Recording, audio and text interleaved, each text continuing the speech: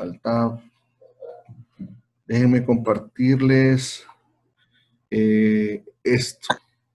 Share, ahí está.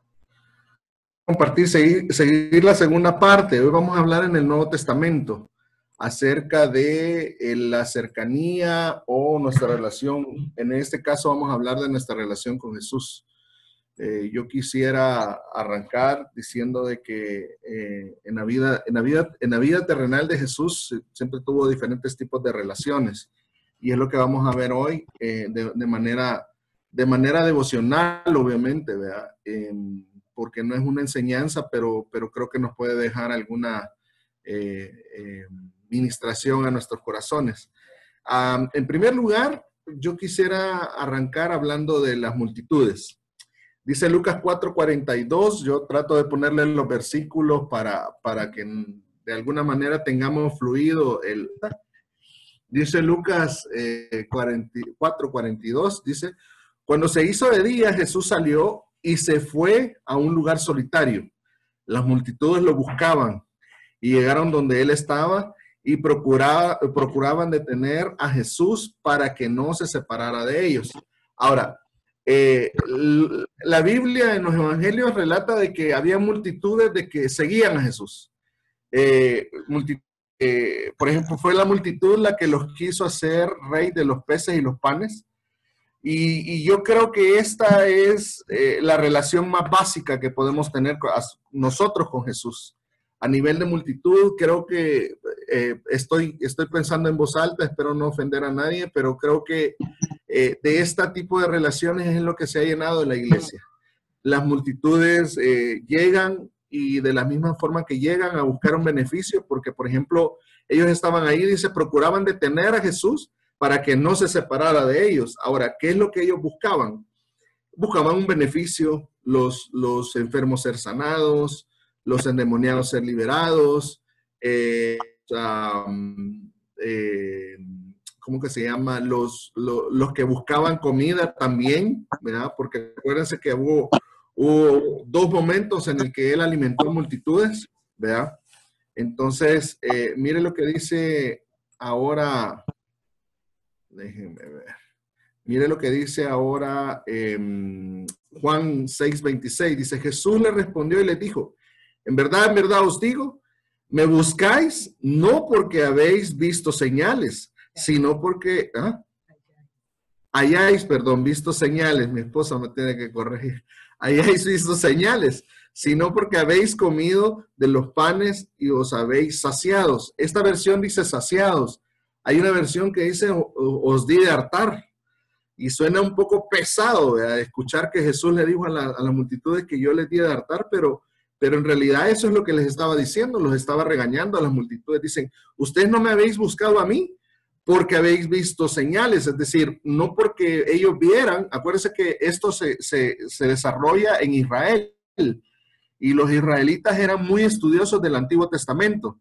Entonces, habían señales que decían que Jesús era el Mesías, que Jesús era el enviado de Dios. Entonces, dice Jesús, ustedes no me buscan por las señales que habéis visto, es decir, no me buscan por quién soy. Yo soy el enviado de Dios, yo soy quien les ha venido a restaurar su relación con el Señor. No me buscan por eso, por quién soy, sino me buscan porque yo les di de comer panes y os habéis saciados. En pocas palabras, las multitudes buscan siempre saciarse, buscan, primero está su necesidad antes que cualquier otra situación o otra cosa acerca del Señor, ¿vea? Es decir, las multitudes es la relación más básica que un ser humano puede tener con el Señor. Cuando aún los ateos, ¿vea? Cuando el avión se está a punto de caer, dice, Dios mío, líbranos, ¿vea? Y dice que ateos, ¿vea? Entonces, de alguna manera, las multitudes están aquellas personas que obviamente solo buscan el beneficio propio y no buscan a Jesús por lo que realmente Él es. Ahora, después de las multitudes, el Señor escogió a 70. Y dice Lucas 10:1, después de esto el Señor designó a otros 70 y los envió de dos en dos delante de Él, a toda ciudad y lugar donde Él había de ir. Es importante ver cómo los 70 ya está hablando de los discípulos, ya está hablando de unas personas comprometidas, está hablando de unas personas que ya no solo buscan el beneficio del Señor, sino que simplemente ya hay un compromiso mayor. Por ejemplo, perdón, voy a regresar al anterior, las multitudes, para que ustedes vean en el nivel que se mueven las multitudes de relación con Jesús. Las multitudes fueron los que recibieron a Jesús una semana antes de ser crucificado y decían, Hosana al Hijo de David, Hosana al Hijo de David. Las multitudes recibieron en Jerusalén a Jesús, y tiraban palmas delante de él, recibiéndolo como un rey. Las palmas solamente se les tiraban a los reyes cuando iban entrando a la ciudad. Entonces lo reciben como rey. Pero 7 días después estaban diciendo, queremos a Barrabás y no a Jesús. Entonces, de alguna manera, esa parte se me había olvidado de las multitudes. Las multitudes cambian de un día a otro, de una semana a otro, de un momento a otro. Las multitudes, según sus necesidades, ellos pueden ser fácilmente influenciados. Después de las multitudes están los discípulos, y dentro de los discípulos están los 70, que mandó de 2 en 2 a predicar. Ahora, miren el resultado de haberlos enviado de 2 en 2. Dice el verso 17, los 70 regresaron con gozo, diciendo, Señor, hasta los demonios se nos sujetan en tu nombre. Venían felices, decían, Señor, podemos hacer lo que tú haces. Podemos sacar demonios, los demonios se nos sujetan. Señor, estamos contentos, gozosos por eso. Y obviamente ustedes conocen la escritura y ustedes saben que después el Señor les dice, no os gocéis porque los demonios os sujetan. Yo vi caer a Satanás del cielo junto a la tercera parte de los ángeles. Dice, pero más alegraos porque estáis inscritos en el libro de la vida. Es decir, los 70 todavía no tenían ordenadas sus prioridades. Sus prioridades estaban en, wow, hicimos esto, hicimos lo otro por el Señor, pero no habían entendido cuál era el orden de prioridades. Entonces el Señor les dice, miren, esto que no les cause gozo, lo que les tiene que causar gozo es que sus nombres están inscritos en el libro de la vida. De ahí lo que viene es ganancia, lo que viene es bendición, vea. Entonces, ven ustedes al grupo de los 70. Después del grupo de los 70 están los 12. Dice Marcos 3:13, dice, después Jesús subió al monte. Esto es importante porque Jesús sube al monte a hablar con el Señor. Y habiendo bajado del monte, dice, llamó a los que él quiso y ellos vinieron a él. Designó a 12 para que estuvieran con él y para enviarlos a predicar. Entonces, miren, aquí está otro nivel de relación de Jesús. Dice, dentro de los 70, dice que escogió a 12.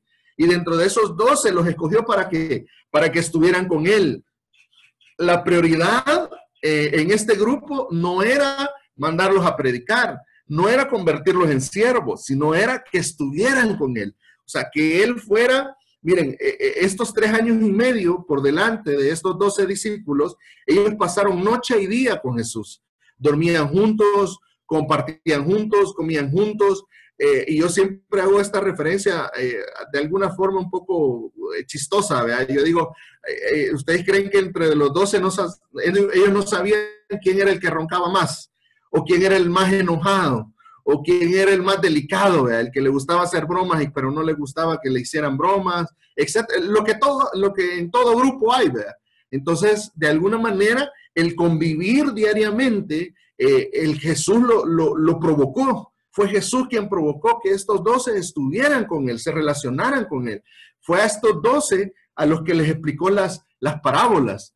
A estos 12 les dijo, vaya, miren, siéntense después del monte de la bienaventuranza. Les voy a explicar de qué se trata el monte de la bienaventuranza. Y comienza a explicarles que el reino de los cielos se había acercado. Y comienza a explicarles las parábolas y les dice, mire, el reino de los cielos, ¿por qué dije que era semejante al hombre que siembra? Y entonces comienza a explicar los terrenos, etcétera, etcétera. O sea, no fue a las multitudes que les explicó eso. Les explicó eso a los 12. Entonces hay un nivel de relación más cercano todavía. Entonces, ojo con esto, la prioridad de estos 12 era tener una relación cercana para que estuvieran con el Señor. Yo sé que algunos de ustedes ya han oído parte de esta enseñanza, pero yo quiero remarcar algunas cosas.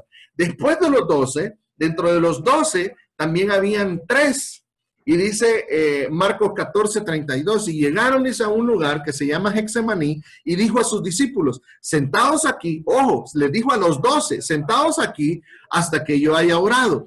Pero, dice el verso 33, y entonces tomó consigo a Pedro, a Jacob y a Juan, y comenzó a afligirse y angustiarse mucho. Mire el verso 34. Y les dijo, mi alma está angustiada. ¿Les dijo a quiénes? A los tres. A Pedro, a Jacob y Juan. Entonces, mi alma está angustiada hasta el punto de la muerte.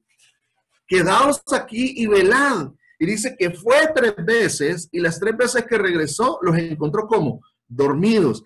Pero lo importante de eso, y no me voy a centrar en el relato, lo importante de eso es que yo quiero que usted vea que el Señor, después de los 12, tomó a 3 para tenerlos más cerca. Y a estos 3 les dijo, miren, mi alma está afligida. Todos nosotros en nuestra vida tenemos diferentes tipos de relaciones. Tenemos vecinos, tenemos amigos. Dentro de los amigos también tenemos personas que son un poquito más cercanas, que nosotros le podemos decir, mira, ora por mí porque estoy pasando esta dificultad. Y estos eran, a pesar de, perdón, no a pesar, sino también les enseñaba las parábolas, pero con ellos, con Pedro, Jacob y Juan, desnudaba su alma. Les decía, miren, yo estoy afligido, me siento mal, estoy de esta manera, compartía sus cargas.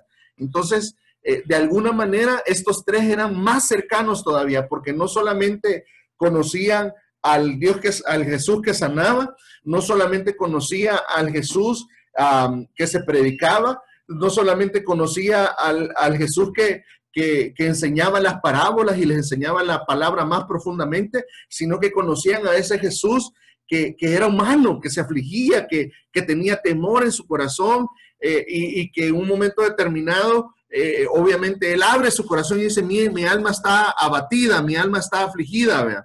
Entonces, ya hay otro nivel de relación con estos 3. Estos mismos 3 fueron los que vieron en el monte de la transfiguración, vieron transfigurarse a Jesús. Ante sus ojos llegó Elías y ¿cómo que se llama? Y Moisés. Y dice que cuando estaba Jesús, Elías y Moisés, dice que Jesús se transfiguró, es decir, él comenzó a brillar de una manera que ninguna persona lo había visto. O sea, es decir, Jesús dejó de ver su deidad delante de estos 3. Ellos fueron testigos de la transfiguración, es decir, cuando Jesús en el monte está con Elías y Moisés y él se ve su deidad, es decir, dice que Jesús brillaba. Y cuando la Biblia dice que Jesús brillaba, no es que Jesús tuviera un traje LED, ¿verdad?, sino que simplemente Jesús deja ver su deidad a estos 3, a Pedro, a Jacob y a Juan. Cuando ellos ven eso, yo estoy haciendo nada más algunas referencias bíblicas. Yo sé que por ser devocional no podemos entrar en detalle en algunos versículos, pero lo que quiero que vean es que, por ejemplo, cuando bajaron del monte de la transfiguración, Pedro, Jacob y Juan le dice, Señor, y si hacemos 3 enramadas aquí, y si hacemos 3 chozas, ¿verdad?, una para ti, otra para Elías y otra para Moisés. Y el Señor le dijo, no, yo no vine a eso, ¿verdad? Entonces, de alguna manera, lo que quiero que vean es que sí había otro grupo un poco más íntimo, y el último grupo, o el último nivel de acercamiento es uno. Y esto está en Juan 13:21, dice, habiendo dicho esto, Jesús se conturbó, dice esta versión, en su espíritu, o se turbó en su espíritu, y dio testimonio y dijo, en verdad os digo que uno de vosotros me va a entregar. Los discípulos se miraban unos a otros, perplejos acerca de lo que decía. Ahora, yo les hago una pregunta. ¿Por qué creen ustedes que los discípulos se veían unos a otros? Porque a lo mejor consideraban que cualquiera de ellos, o sea, no era cuestión que yo soy más débil, yo soy más fuerte. Ellos consideraban que de alguna manera cualquiera de ellos estaba apto para traicionarlo. no pensaron en Judas. Ojo, que el relato bíblico no dice que Judas fue descubierto en esa cena, están en la última cena. Y dice, y los discípulos se miraban, dice, perplejos acerca de lo que decía. Y yo me imagino que Pedro volvía a ver a todo el mundo y decía, ¿quién de estos desgraciados nos va a entregar? Vea. Miren el verso 23. Uno de sus discípulos, el cual Jesús amaba. Ojo con esto. Era el discípulo amado. Dice, uno de sus discípulos amaba, estaba, dice, reclinado en el pecho de Jesús. Vamos por parte. En primer lugar, dice que era uno de los discípulos que Jesús amaba. Yo sé que usted es un estudioso de la Biblia y usted sabe que está hablando de Juan.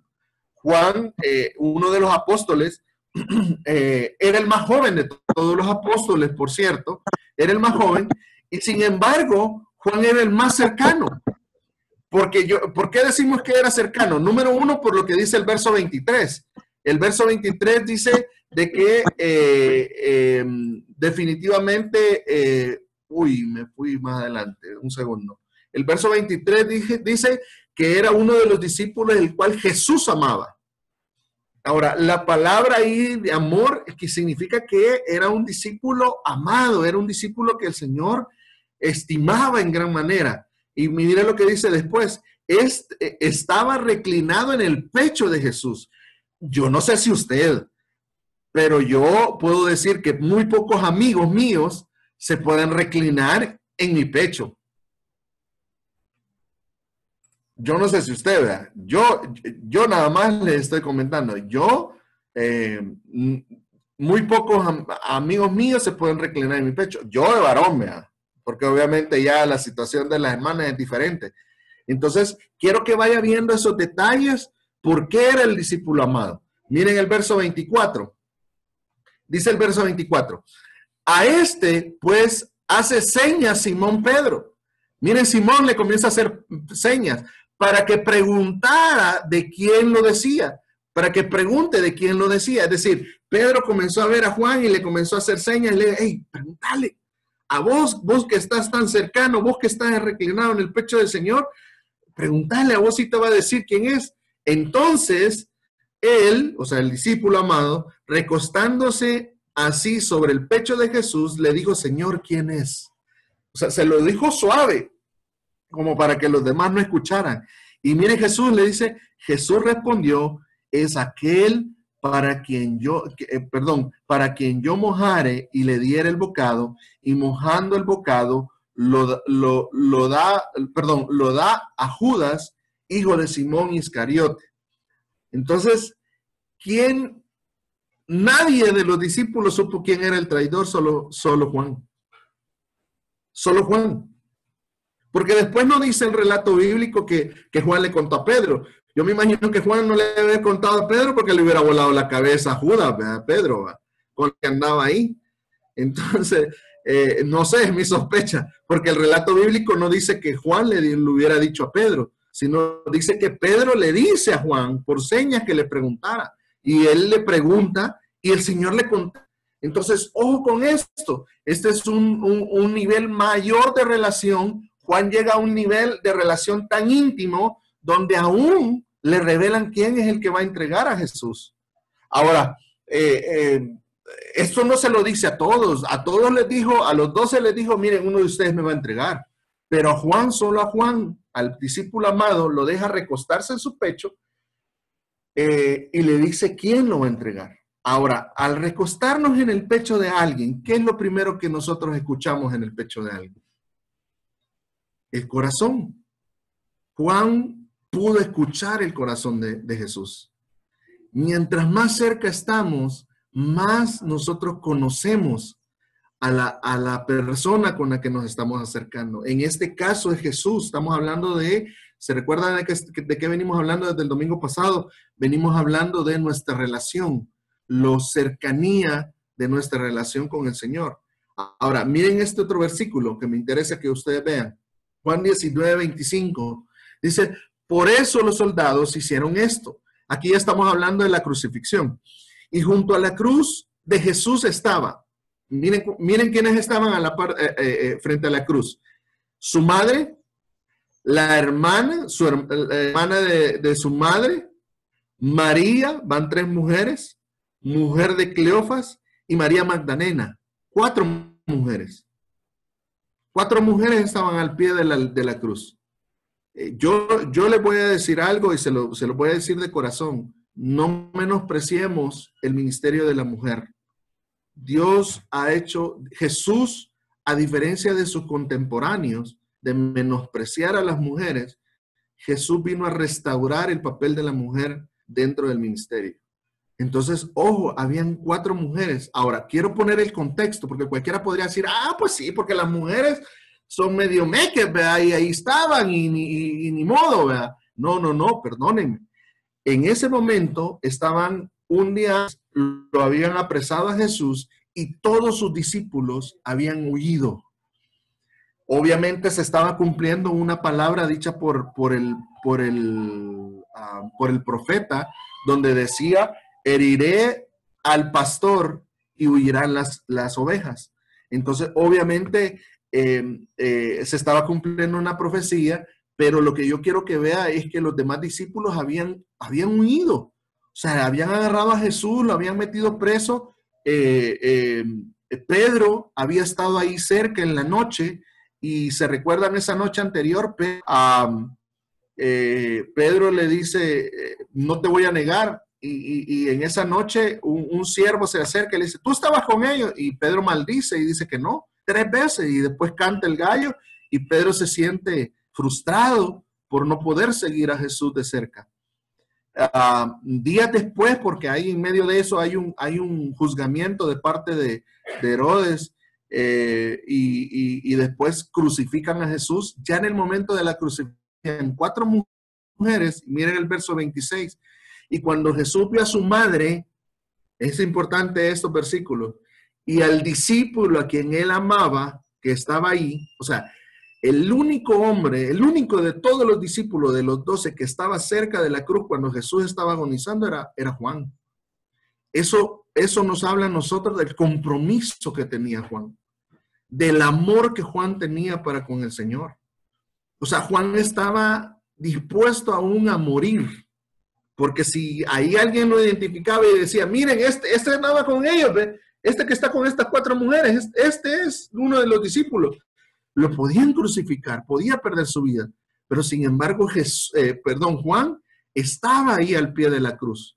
Entonces dice dice el verso 26, y cuando Jesús vio a su madre y al discípulo que amaba, que estaba ahí cerca, dijo a su madre, miren lo que dijo Jesús, las palabras que usa Jesús, mujer, he aquí tu hijo. No le dice madre, le dice mujer, he aquí tu hijo. Después dijo al discípulo, he aquí tu madre. Y después de aquella hora, el discípulo la recibió en su propia casa. Las personas que siguen la religión tradicional dicen, mira, aquí es donde ven que María es lo que dice. No, aquí le dice mujer, tu hijo. Y el contexto en el verso 27 dice, desde ese día el discípulo la recibió en su casa. En pocas palabras, lo que estaba haciendo Jesús es delegando a su mamá al discípulo que la amaba. Le estaba diciendo, cuídala.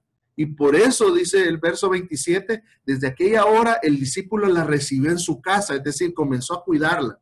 Pero bueno, yo no quiero seguir porque aquí nos extendemos para varios lados. Lo que quiero que vea es que Juan tenía un compromiso más cercano, más comprometido con el Señor.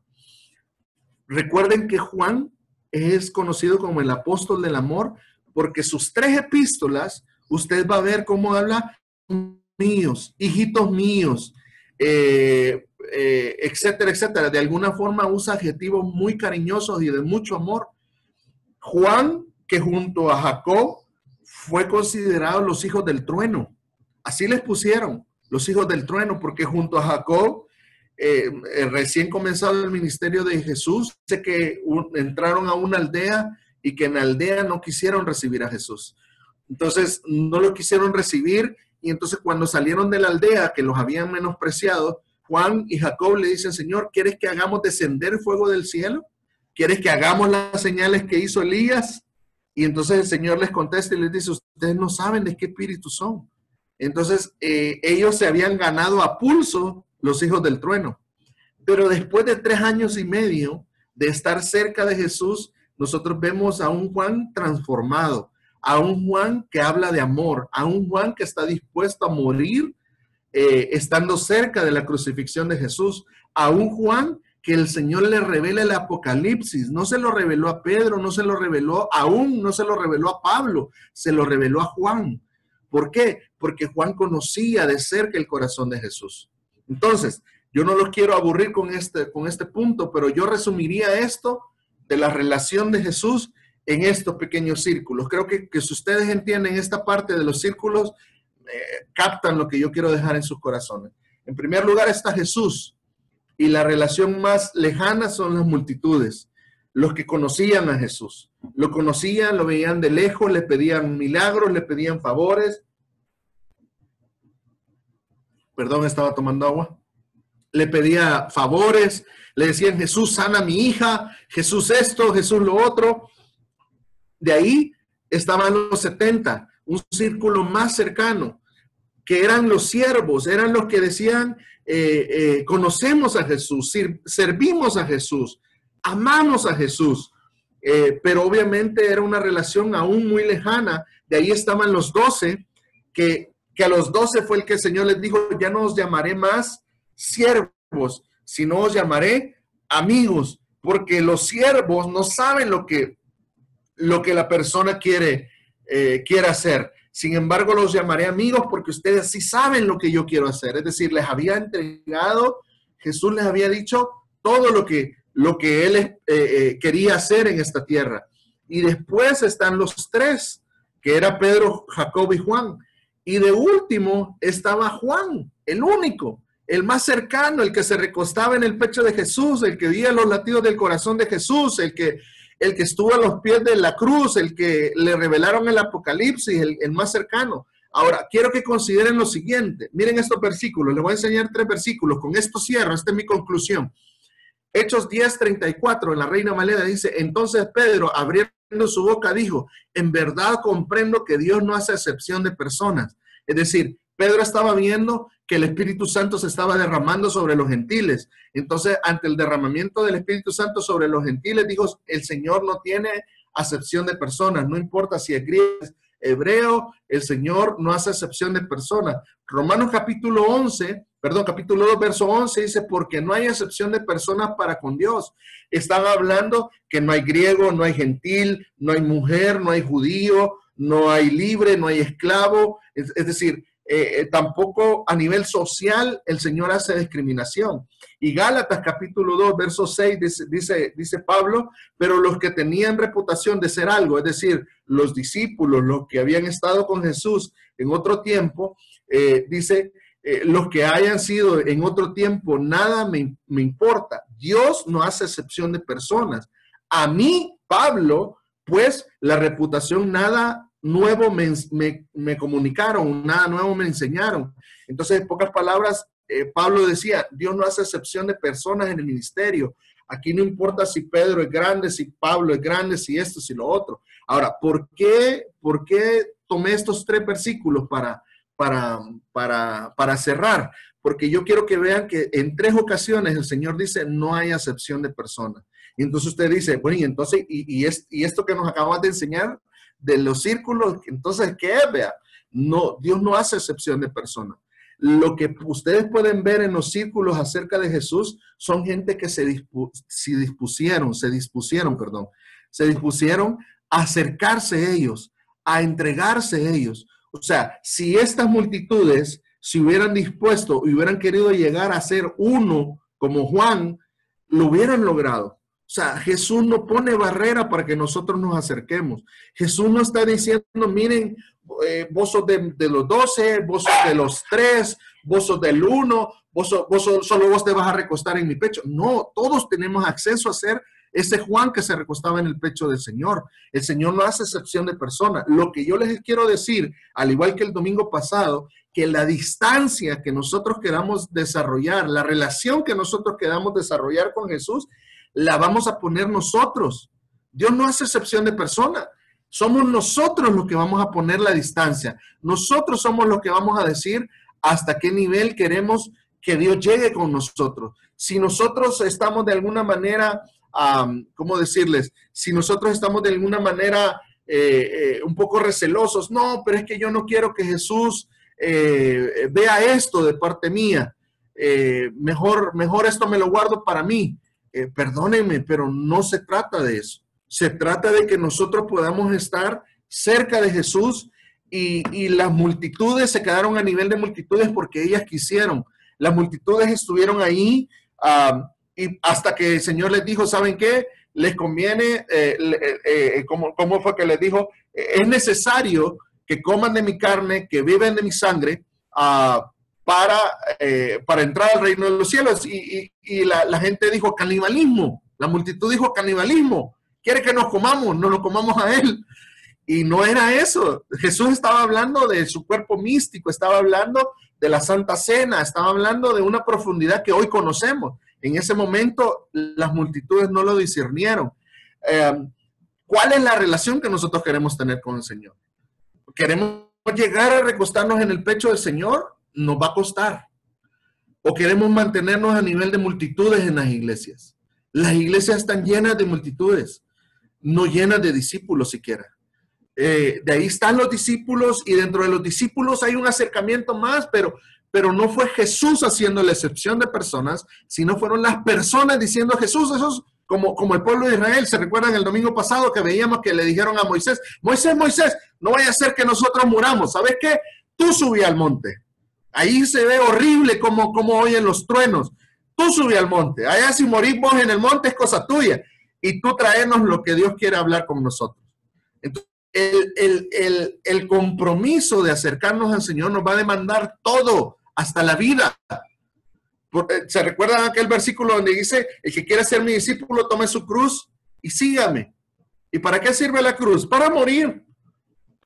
Y dice, y todo el que quiera salvar su vida la perderá, y el que quiera perder su vida por causa de mí la hallará. Entonces está hablando de ese acercamiento, de que Juan estuvo cerca de Jesús, cerca de la cruz, y estuvo dispuesto a morir, estuvo dispuesto a ser crucificado igual que Jesús, pero al final había un propósito. A Juan le entregaron el Apocalipsis.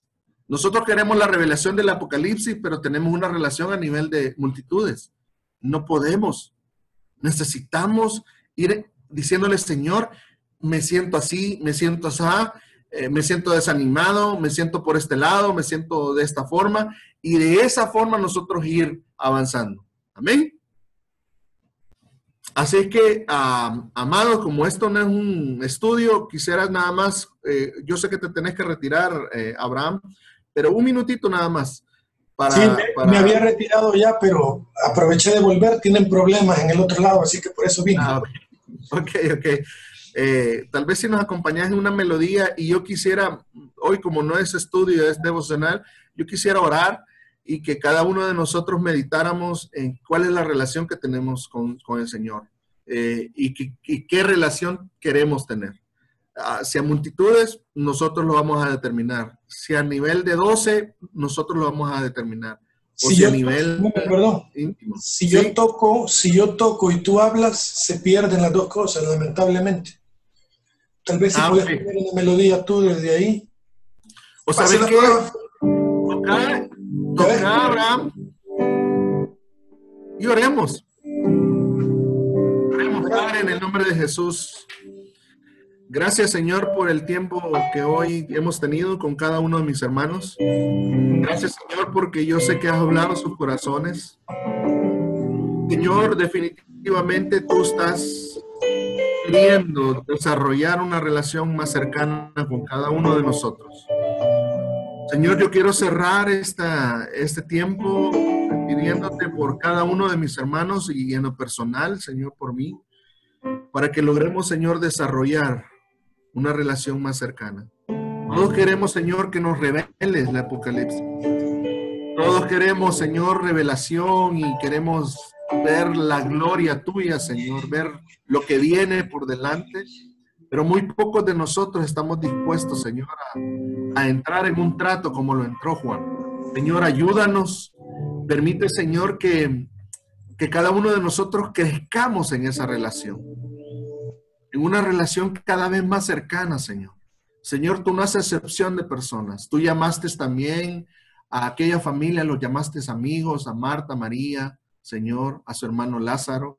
Los llamaste amigos. Pero yo te pido en el nombre de Jesús en esta hora que podamos evolucionar en nuestra relación contigo.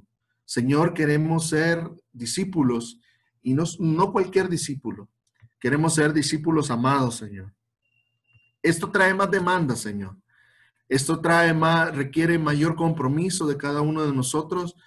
Yo no sé si mis hermanos, pero yo estoy dispuesto, Señor, a acercarme. Yo estoy dispuesto, Señor, a tomar la cruz. Yo estoy dispuesto, Señor, a estar aún en momentos difíciles, en momentos, Señor, como lo estuvo Juan a los pies de la cruz, en el momento que él mismo pudo haber sido crucificado. Señor, en momentos donde tú vas a demandar más de cada uno de nosotros. Ayúdanos, Señor, en el nombre de Jesús, a que podamos, Señor, ser discípulos amados tuyos, Señor. Cada uno de los que estamos acá, que podamos ir creciendo en esa relación para contigo, Señor. En el nombre de Jesús, yo bendigo a mis hermanos y yo sé, Señor, que tú vas a seguir hablando a sus corazones y vas a seguir ministrando sus vidas, Señor, en el transcurso de esta semana. En el nombre de Jesús. Amén y amén.